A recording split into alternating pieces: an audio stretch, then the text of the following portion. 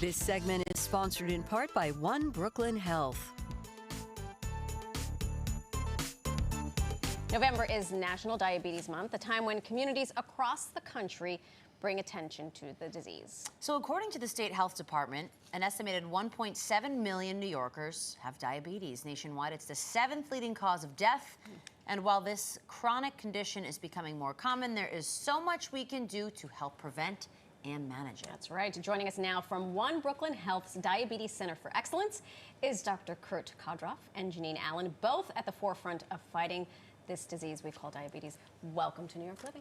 Thank you. Thank you both for being here. Now, doctor, my first question is for you. So One Brooklyn Health has just opened a state-of-the-art Diabetes Center for Excellence. Congratulations. So why is there such a need for this type of a center? I think there's a couple reasons. I think the primary reason is the high rate of diabetes in central Brooklyn. In many of the neighborhoods in central Brooklyn, the rate can be as high as 15%. Compare that to a national rate of 10%, or in some neighborhoods in New York City, the rate is as low as 3 or 4%. So a very high rate in central Brooklyn. This is largely driven by what we call social determinants of health. Another factor is COVID-19. COVID-19 was absolutely devastating for people with diabetes who were disproportionately affected. So those two reasons, I think, are the primary drivers of establishing this center.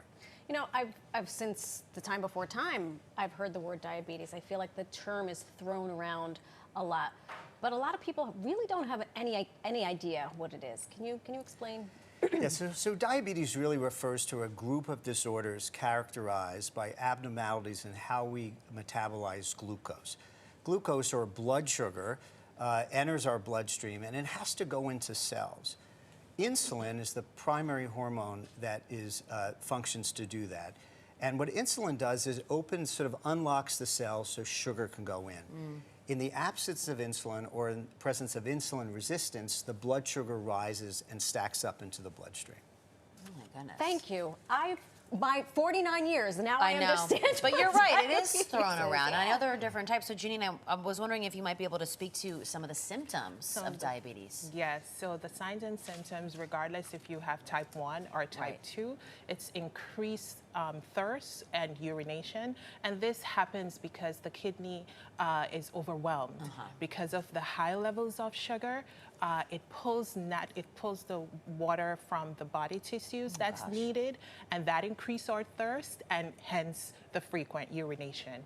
We also have constant hunger, slow healing cuts and burns. We have reoccurring infection like bladder and vaginal infections, also gum and skin disease. Oh my gosh. So what are some of the tips to help prevent diabetes? Some of the tips, I have 5 tips Great. that I'll try to be as brief as I can. It's losing the excess weight, at least 5 to 7% of your body weight. That helps to lower the risk of developing type 2 diabetes. And just be intentional about moving, keeping active, at least 30 minutes, 5 days a week. Consume whole foods. Foods in its natural state, loaded with vitamins, fibers, and minerals. Eat less of the refined sugars, refined salts, and fat. And also the diabetes prevention program that engages our patients for a year to help them to make lifestyle changes, and also speak with your care team, your health coaches. They help you to navigate some of the social factors that makes it hard for these patients to cope. Yeah.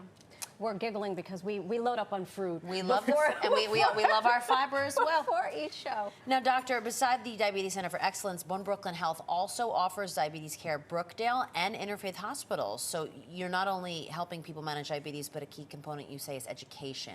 So tell us about this community effort. Yeah, we offer multiple access points for people in central Brooklyn to manage diabetes self-management education. As you mentioned, at Brookdale Hospital, there's a self-management program, diabetes prevention program.